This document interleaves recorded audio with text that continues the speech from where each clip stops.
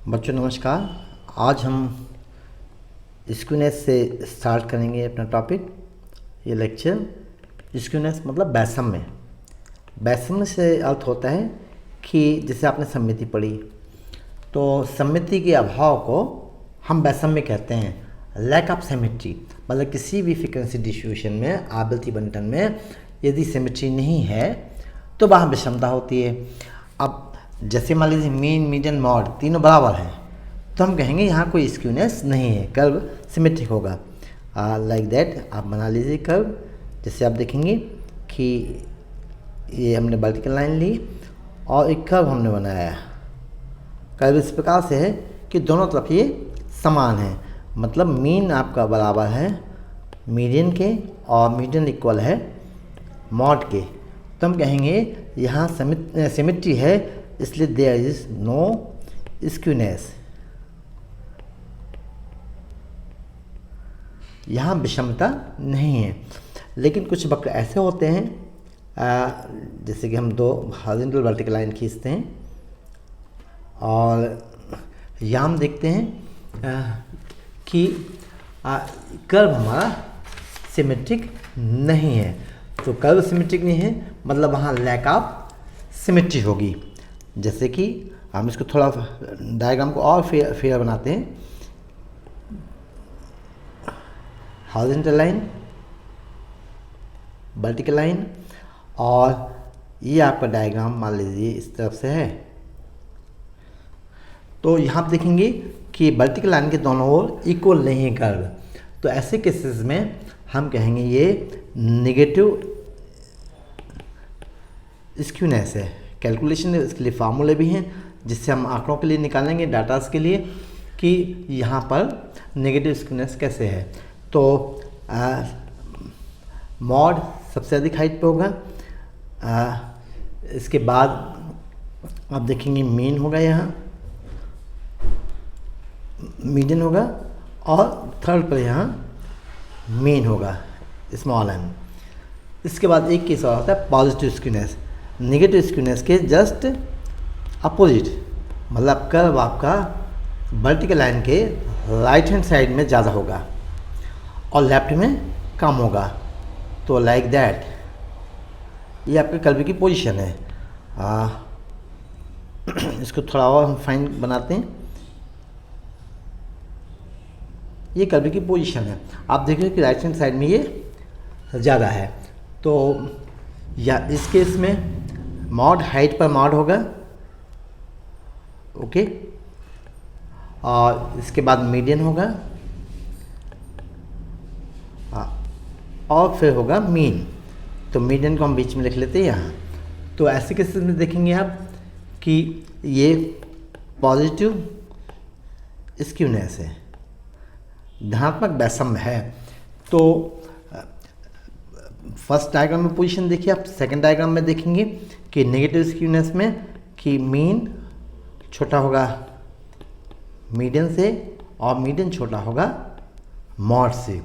और आपके positive skewness case में मॉड छोटा होगा मीडियन से और मीडियन छोटा होगा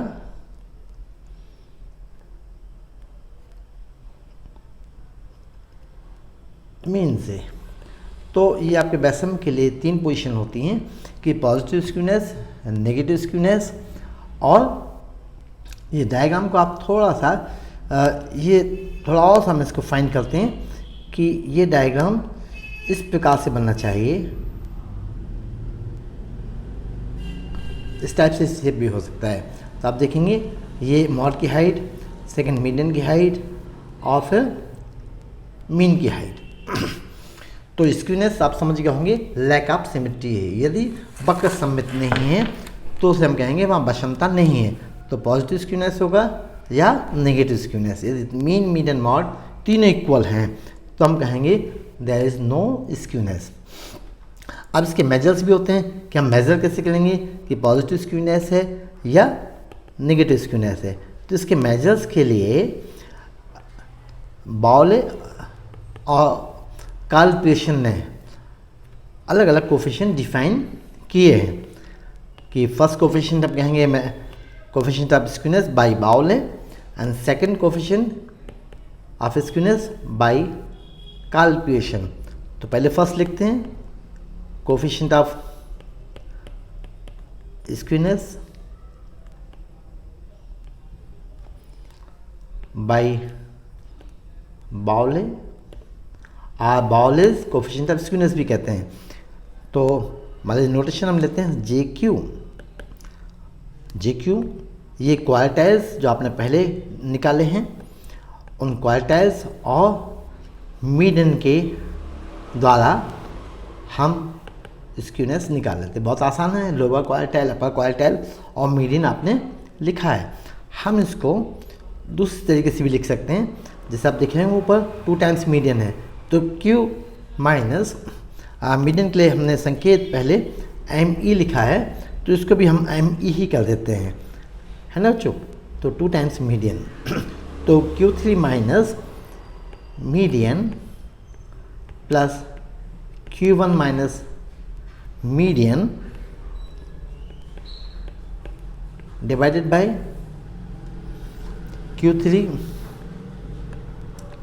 माइनस मीडियन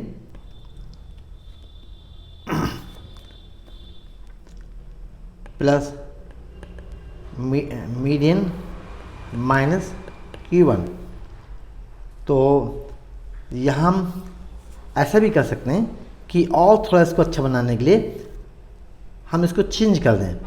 कैसे लिखेंगे वही, लेकिन थोड़ा लिखने का तरीका डिनोमिनेटर जैसा हो जाएगा। कैसे कि हम इसे लिखें माइनस मीडियन, अनड्यू कर देते हैं, माइनस मीडियन माइनस Q1। तो ये देखने में भी अच्छा लगा कि न्यूमरेटर डिनोमिनेटर में 2 टर्म्स हैं और दोनों एक जैसे हैं, केवल पॉजिटिव नेगेटिव का अंतर है। यह coefficient of skewness by Bowley. Second coefficient of skewness बैसम गुणांक किसके द्वारा?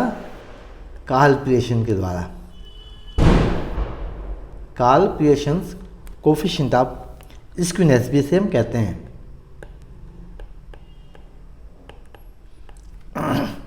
तो यहाँ हम नोटेशन थोड़ा चेंज कर देते हैं, केवल जी ले लेते हैं। बाउले का जो कोफिशिएंट है वह क्वार्टाइल्स और मीडियन की पर बेस्ड है, जबकि कार्ल पियर्सन कोफिशिएंट है वह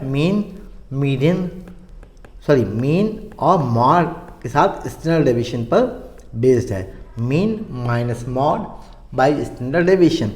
चूँकि मीन और मॉड में एक एम्पिरिकल रिलेशन है कि mean minus mod equal 3 times mean minus median. तो जहाँ यदि आप मान लीजिए मॉड नहीं निकाल पाते हैं आंकड़ों से, या मॉड आपको नहीं मालूम है, वहाँ आप इस कोफिशिएंट का इस्तेमाल कर सकते हैं। 3 times mean minus median by standard deviation, empirical relation है। हमने जब फर्स्ट लेक्चर देखा था, फर्स्ट सेकंड लेक्चर में शुरुआत में मैंने बताया था mean minus mod equal 3 times mean minus median. ये एम्पिरिकल रिलेशन है between mean, median and mod. इसको अनुभाविक संबंध कहते हैं। तो आपका जो पहला कोफिशिएंट है कार्ल पियर्सन का मीन माइनस मॉड, इसकी वैल्यू होती है बिटवीन -1 एंड +1, और जो सेकंड है इसकी वैल्यू होती है बिटवीन -3 एंड +3। तो ये चूँकि आप पहले से भी mean, median, mod, quartiles, standard deviation ये सभी आपने निकाले हैं, तो कैलकुलेशन के द्वारा हम ये दोनों कोफिशिएंट्स भी आसानी से निकाल सकते हैं। तो स्क्यूनेस के बाद अगला टॉपिक हम मूवमेंट स्टार्ट करते हैं। आघूर्ण मूवमेंट्स के लिए भी आपने पहले मीन निकाला है, ओरिजिन आपने देखा हुआ है कि ओरिजिन हम कैसे मांगते हैं, कल्पित माध्य किस प्रकार से लेके चलते हैं। तो इन सब के द्वारा हम मूवमेंट्स भी निकालेंगे, आघूर्ण की गणना करेंगे। तो मूवमेंट्स को हम यहाँ डिफाइन करते हैं। सबसे पहले तो मोमेंट्स हम मीन के सापेक्ष भी निकाल सकते हैं, माध्य के सापेक्ष, और मोमेंट्स हम निकालते हैं किसी भी ओरिजिन के सापेक्ष। तो पहले हम निकालते हैं about any point. So moment, nth moment of A frequency distribution about any point A is defined by 1 by n sigma f x minus a whole raised to n. Moment about any point A. Okay तो जैसे हम n की values रखते जाते हैं तो अलग अलग मोमेंट्स में मिलते जाते हैं। n क्या है आपका 0, 1, 2, 3 and so on, where n equal 0, 1, 2, 3 and so on. इसी प्रकार about mean, that is arithmetic mean m, तो इसके सापेक्ष आगुण होगा। इसके लिए नोटेशन हम म्यू वन लेते हैं। This is 1 by n sigma F x minus mean whole raise to n। तो यदि हमें किसी डिस्ट्रीब्यूशन के लिए मोमेंट्स निकालना है तो इन फार्मूले का हम उपयोग करते हैं। यदि मोमेंट्स अबाउट एनी पॉइंट हमें मालूम है तो मोमेंट्स अबाउट मीन भी हम निकाल सकते हैं, और वाइस वर्सा। यदि मोमेंट अबाउट मीन हमें मालूम है तो moment about any point A भी हम निकाल सकते हैं। तो इन्हें हम कहते हैं सेंट्रल मोमेंट। अबाउट मीन यदि हैं तो इन्हें हम कहते हैं सेंट्रल मोमेंट्स, केंद्रीय आघूर्ण। मोमेंट्स मतलब हिंदी में इन्हें हम कहते हैं आघूर्ण। तो हम निकालते हैं रिलेशन बिटवीन सेंट्रल मोमेंट्स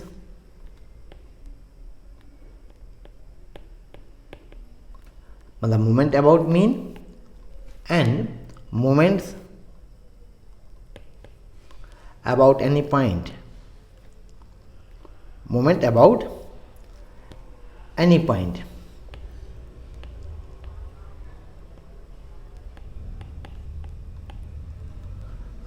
से हमने ए कह दिया मान लीजिए, है ना। तो केंद्रीय आघूर्ण मतलब सेंट्रल मोमेंट्स केंद्रीय आघूर्ण, केंद्रीय आघूर्ण और किसी बिंदु के सापेक्ष आघूर्णों के बीच में संबंध निकालना है। तो हम जानते हैं मोमेंट्स के बारे में, अभी हमने डिफाइन किया था कि mu N is defined by 1 by N sigma F x minus M whole raise to N. अब देखिए इसमें इस रिलेशन मतलब इस सेंट्रल मोमेंट से हमें जाना है मोमेंट्स अबाउट एनी पॉइंट की ओर, और moments about any point define है म्यू एन डैश से। यहाँ पर एनी पॉइंट ए है तो हमें इसको ए को इंट्रोड्यूस करना होगा। यहाँ मतलब ए को हम कैसे लाएंगे, हम इसमें ए को माइनस कर दें, ओके, माइनस ए, और हम ए को जोड़ दें। देखिए बैलेंस हो गया कि x minus A minus of m minus A. m minus A को जनरली हम डिफरेंस मानते हैं, m minus A equal difference, चूँकि दोनों फिक्स होते हैं, m भी फिक्स है a भी फिक्स है, तो d भी एक निश्चित राशि होगी, तो इसका हम इस रूप में भी मान के लिखेंगे तो कैलकुलेशन में थोड़ा सा छोटा हो जाएगा। So sigma F x minus A minus D whole raise to N. अब चूंकि ये बाइनोमियल है expansion, X minus A first term है और डी जो है सेकंड टर्म है, तो हम इसे एक्सपांड कर दें बाइनोमियल की सहायता से, द्विपद विस्तार की सहायता से, with the help of binomial expansion. तो आप देखेंगे कि सबसे पहले x minus A whole raise to N minus N C one X minus A raise to n minus one into D plus N C two X minus A raise to n minus two into D square plus and so on plus अब हमें positive negative sign भी देखना है, alternate होगा। So this is minus one raise to are N C R X minus A raise to n minus R into D raise to R plus and so on finally D raise to n। ये binomial expansion की सहायता से हमने विस्तार लिखा। हमने शुरुआत के लेक्चर्स में जो आपको मैथ्स के बेसिक्स के लेक्चर पोस्ट किए थे उनमें इन सभी एक्सपांशन के बारे में मैंने विस्तार से बताया था। चलिए 1/n और सिग्मा को डिस्ट्रीब्यूट कर देते हैं। तो 1/n sigma F x minus A raise to N minus N C one चूँकि कांस्टेंट है, फिक्स है, इसलिए हम इसको बाहर ले गए। डी भी फिक्स है इसलिए निश्चित है, इसलिए हम इसको बाहर ले गए। सो बच्चा 1/n sigma F x minus A raise to n minus one plus N C two D square 1/n sigma F x minus A raise to n minus two plus and so on plus minus one raise to are N C R D raise to R 1/n sigma F x minus A raise to n minus R plus and so on plus sorry ये हमने लिखा minus one raise to N D raise to N. यहाँ आपको ये भी हमने यहाँ छोड़ दिया था। ओके, तो ये हम रिराइट कर देते हैं कि ये आपका प्लस एंड सो ऑन और फाइनल टर्म होगा minus one raise to N D raise to N. This equals to, अब आप देखिए डेफिनेशन में ये आपका x है ना, तो ये हुआ मोमेंट अबाउट a और बाय डेफिनेशन फिर से आप देख लीजिए कि ये है मोमेंट अबाउट a और इसको हमने लिखा म्यू एन डैश। यदि यहाँ n माइनस वन होगा तो पावर भी n माइनस वन होगी, n माइनस टू होगा तो पावर n माइनस टू होगी, तो हम इनको मोमेंट्स को लिख सकते हैं। तो फर्स्ट टर्म के लिए लिखा हमने सबसे पहले this is nth moment about origin a, so mu n dash minus N C one into d n minus first moment about a that is mu n minus one dash plus N C two D square n minus second moment about a plus and so on plus minus 1 raised to r ncr d raised to r, this is n minus rth moment about a plus and so on minus 1 raised to n d raised to n, इसे हम लिख सकते हैं mu zero dash. Mu zero dash 1 होता, अभी हम value रख के दिखाएंगे। तो ये हुआ relation between central moments and moments about any point A. फिर से हम फार्मूले को लिखते हैं कि जैसे हमने बात की कि mu n dash is 1/n sigma F x minus A whole raise to n, n equal 0 implies mu zero dash equal 1/n sigma F x minus A whole raise to 0, क्योंकि n को हमने 0 रखा और something raise to 0 is 1 sigma f by N, sigma f total frequency n total frequency, इसलिए ना 1 मिला। अतः हमने यहाँ डी रेज टू एन को म्यू जीरो डैश से मल्टीप्लाई कर दिया, इसलिए कि देखने में अच्छा लगा। म्यू एन डैश फिर कम हुआ, mu N minus one dash कम हुआ, N minus two N minus R और फाइनली क्या मिलेगा N minus N, that is mu zero dash. इसी प्रकार हम म्यू वन डैश निकाल सकते हैं कि म्यू वन डैश एन को 1 रख दीजिए, N equal 1 implies mu one dash equal 1/n sigma F x minus A equal, हम डिस्ट्रीब्यूट कर देते sigma F X by N into minus sigma F by N, A fix है तो इसको बाहर लिखें समीशन के, तो यही क्या हुआ आपका मीन माइनस आपके सिग्मा एफ और एन कैंसिल होगा तो मीन माइनस ए, इसे हमने डी कहा। तो यहाँ आपने जहाँ जहाँ इस रिलेशन में, मान लीजिए रिलेशन 1 में है, तो इस रिलेशन 1 में डी की जगह हम क्या लिख देंगे, डी की जगह लिख देंगे म्यू वन डैश। तो आपके देखिए रिलेशन क्या हो जाएगा, therefore mu n equal mu n dash minus N C one mu one dash mu N minus one dash plus N C two d square, that is mu one dash square mu one dash square mu N minus two dash plus and so on plus minus one raise to are N C R D raise to r, that is mu one dash raise to r mu N minus r dash plus and so on, finally minus one raise to N D raise to n, that is mu one dash raise to n into mu zero. तो okay, ये आपका हुआ relation between central movements and movements about any origin. आपके लिए homework है कि जैसे हमने मूवमेंट्स अबाउट मीन से मीन को लिखा movements about any points group, तो अब आप लिखेंगे म्यू एंड डैश को, मतलब आप अबाउट एनी पॉइंट मूवमेंट्स को लिखेंगे in terms of movements about mean, that central movements के फॉर्म में। तो जैसे आप एक्सपांड करेंगे लिखेंगे बिल्कुल वैसी उन्हीं सेम लाइंस पे है जैसे कि हमने पिछला आपको निकाला है relation.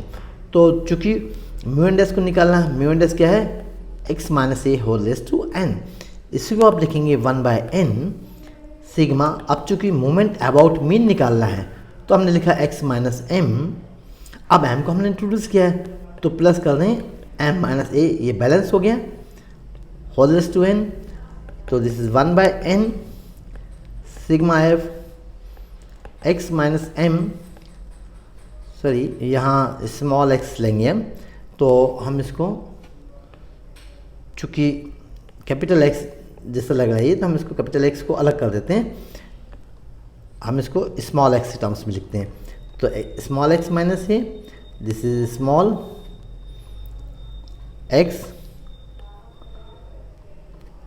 Sorry small x minus m, तो x minus m plus d whole raise to n. तो इसको आप एक्सपांड करेंगे, मैं सीधा आंसर लिखता हूँ उसको, चूँकि एक्सपांसन वही है।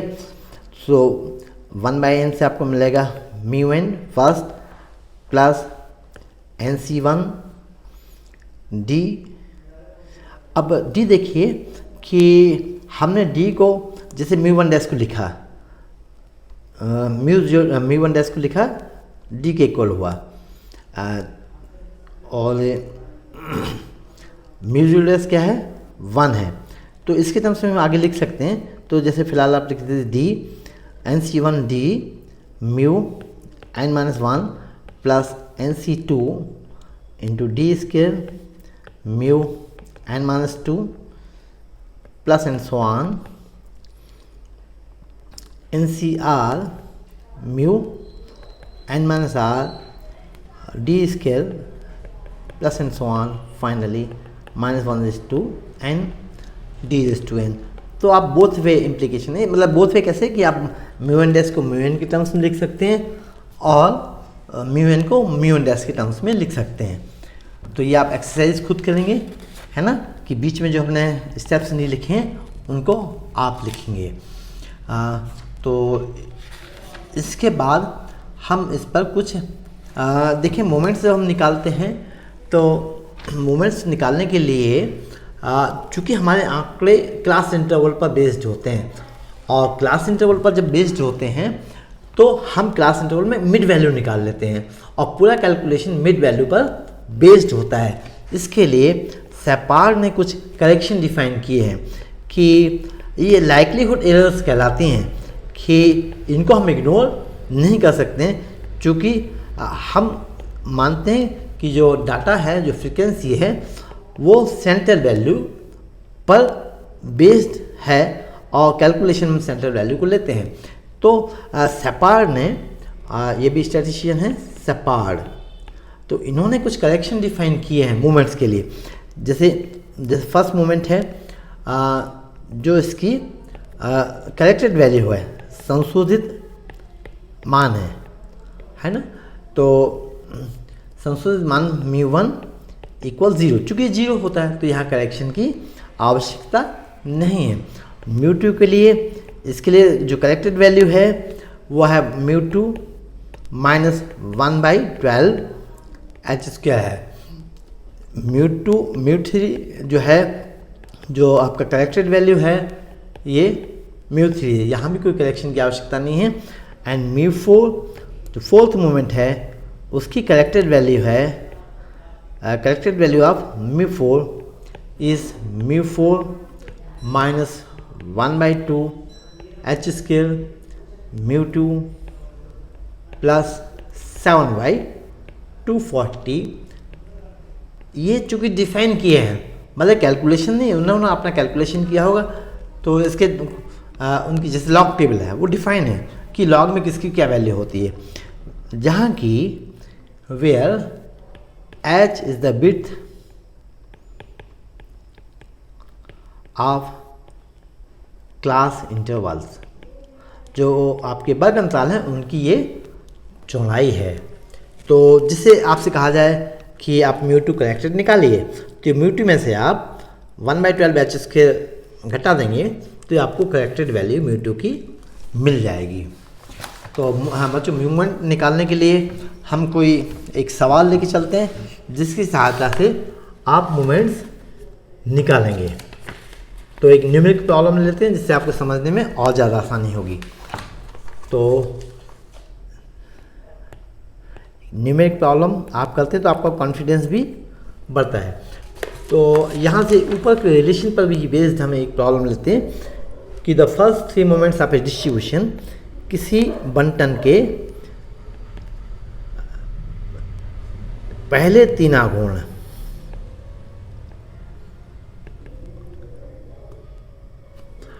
तीन, बल्कि मैं समझता हूँ कि एक ज़्यादा आप ले लें तो प्रॉब्लम आपको ज़्यादा आसानी से समझ में आएगा।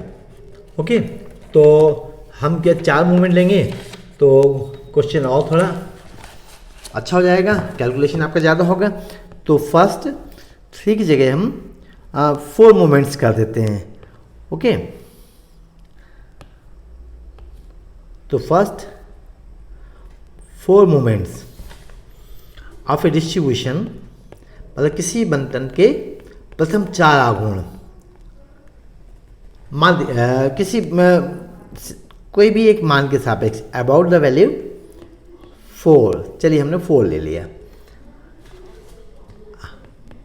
अब द वेरिएबल, मतलब किसी चर के बिंदु 4 के सापेक्ष, मान 4 के सापेक्ष जो प्रथम 4 आघूर्ण हैं वो क्रम से -1.5,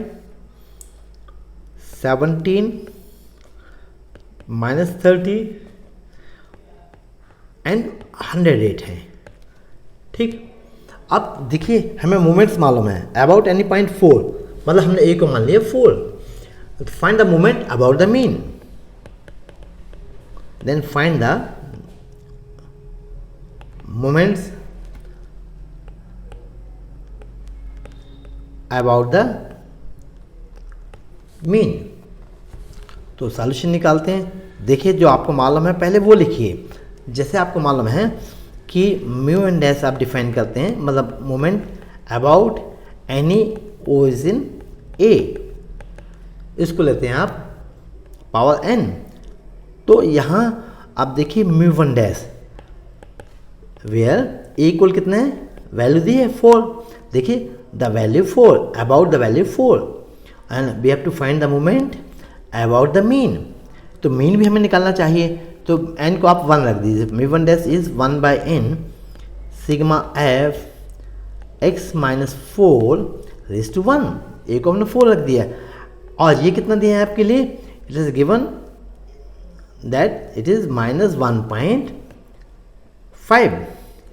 देखिए आप, मैं इसको हाईलाइट करता हूँ येलो कलर से, इट इज गिवन -1.5, तो ये हमने रख दिया -1.5। This implies 1 by N sigma, ये आपका 1 है ना, डैश मत समझना इसके लिए, तो सिग्मा एफ एक्स -4 चूँकि निश्चित राशि है इसलिए समीशन से बाहर ले गए, इक्वल -1.5। तो यहाँ थोड़ा करेक्शन है कि ये x नहीं नया, सो दिस इम्प्लाइज,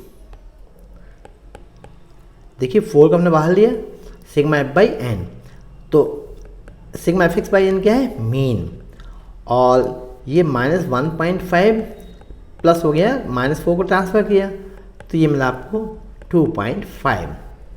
पहले तो मीन मिल गया आपको, अब मीन निकालने के बाद हम अगले मोमेंट्स निकाल सकते हैं। तो आप जैसे देखें कि हमारा जो सेकंड मोमेंट है, नाउ सेकंड मोमेंट अबाउट 4, ये है आपका 1 by N sigma F x minus 4:2, इसी प्रकार third moment about 4 1 by n, और ये आपको दिया है 17। थर्ड मोमेंट देखिए 17 दिया है, third moment 1 by N sigma F x minus 4:3, it is given to be -30, and fourth moment is -1 by fourth moment is 1 by n sigma f x minus 4:4, it is given to be 108। अब यहाँ से हमें moment about mean निकालना है, mean हम निकाल चुके हैं, तब हम इसको देखिए, रिलेशन हमने निकाला था, रिलेशन को याद रखने की आवश्यकता नहीं है। जैसे ऊपर हमने बाइनोमियल से एक्सपांड करके रिलेशन निकाला था, जैसे एक रिलेशन ये निकाला हमने, है ना, कि यदि हमें म्यू एन मालूम है, मतलब मोमेंट अबाउट मीन मालूम है, तो बाकी निकाल सकते हैं हम, मोमेंट अबाउट एनी पॉइंट, और मोमेंट अबाउट मीन यदि मालूम है, sorry moment about any point मालूम है, जैसे कि यहाँ मालूम है, तो यहाँ हम एन को वैल्यूज रख दें, जैसे एन को हम 4 रख दें, तो μ4 इक्वल μ4 एटसेट्रा, ये सभी वैल्यूज निकल आएंगी। तो यहाँ आप एक तो फार्मूला याद रखें तब भी, लेकिन बच्चों हम थोड़ा कंसंट्रेट करते हैं बच्चों के लिए कि फार्मूला याद ना रखना पड़े। तो यहीं से देखिए, चूँकि मोमेंट अबाउट मीन निकालना है, मीन हमें मालूम है कि 2.5 है, तब हम म्यू एन को लिखते हैं, mu n equal 1 by N sigma F x minus, चूँकि मीन मालूम हो गया 2.5/n।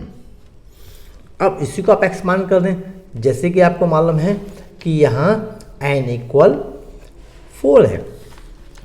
ओके, तो यहाँ से आप ये भी लिख सकते हैं, चूँकि आपको म्यू एन डैश मालूम है, तो इसके बजाय दूसरा तरीका ज़्यादा आसान होगा, तो इसको हम अंडू कर देते हैं। ठीक, दूसरा तरीका क्या है कि आपके पास μ1 देखेंगे, है ना, सबसे पहले μ1, तो μ1 क्या है, 1 by N sigma F x minus m raise to 1।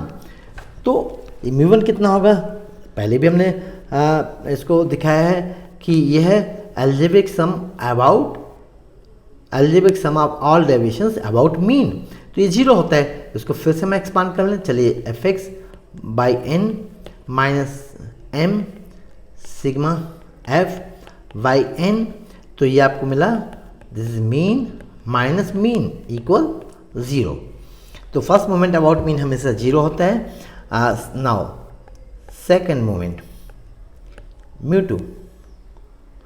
अब μ2 निकालने के लिए आपको मालूम क्या है, μ2 डैश मालूम है, तो μ2 dash equal 1 by N sigma F x minus 4:2.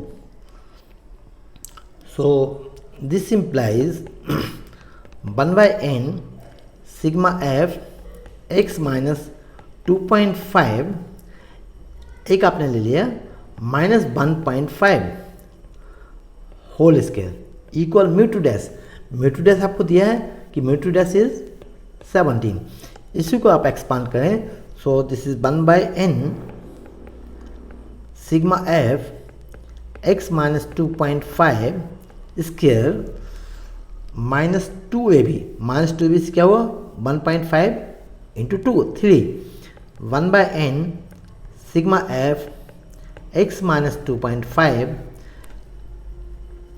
Plus b square that is minus 1.5 square is 2.25 1 by n sigma f equal 17। This implies this is second moment about mean. तो 2.5 हमने पहले निकाला है कि हमारा मीन है, तो इसे हम लिखेंगे mu two minus 3 time mu one dash 3 times mu one क्योंकि मोमेंट अबाउट मीन है प्लस 2.25 इक्वल 17। चूँकि म्यू वन 0 है इसलिए mu two equal 17 minus 2.25 that is 14.75। तो आपको मिला second moment about mean. Second moment about mean is 14.35। Now number 1 हमने ये देखा।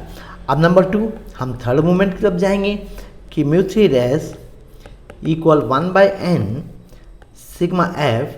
ये हम इसलिए लिख रहे हैं बच्चों क्योंकि ये हमें मालूम है कि मोमेंट अबाउट एनी पॉइंट 4 दिए हुए हैं, इनकी साथ से बाकी निकालेंगे। फार्मूले आपको याद रखने पड़े दोनों में रिलेशन का, इसलिए हम इसको मीन निकालने के बाद मीन की टर्म्स में लिख रहे हैं। So this implies 1 by n sigma F x minus 2.5 minus 1.5 whole cube mu three dash आपने निकाला था, दिस इज माइनस 30। इसको आप एक्सपांड कर देंगे तो ये मिलेगा 1 by n sigma F x minus 2.5 cube minus 3c1 into 1.5 भी आएगा, तो ये होगा 3 into 1.5 4.5 1 by n sigma F. आप इसको एक्सपांड कर सकते हैं, क्यूब के लिए फार्मूला है, बाइनोमियल से भी आप निकाल सकते हैं। प्लस अब आपका होगा 1.5 square, so 1.5 square into 1 by n NC2 मतलब 3C2 कितना होगा 3 के equal into 1 by n sigma F x minus 2.5 and finally b cube that is इसको चूँकि नेगेटिव है माइनस 1.5 इससे होगा minus 1.5 whole cube equal minus 30। यहाँ से आप देखेंगे ये तो 0 है, बाकी ये आपको वैल्यूज़ हैं कि म्यू टू डैश म्यू थोड़ा अच्छे से बना देते हैं सफाई से। ये म्यू टू पावर 3 है, तो ये पावर 3 इसलिए होगा म्यू थ्री चूँकि अबाउट 2.5 है, 2.5 हमारा मीन है, minus 4.5 this is mu two plus चूँकि ये मोमेंट यहाँ हम इसको लिख देते हैं कि चलिए 0 नहीं लिखते हैं कि ये 1.5 स्क्वायर मतलब 2.25 into 3 mu one minus 1.5 whole cube that is 2.25 into 1.5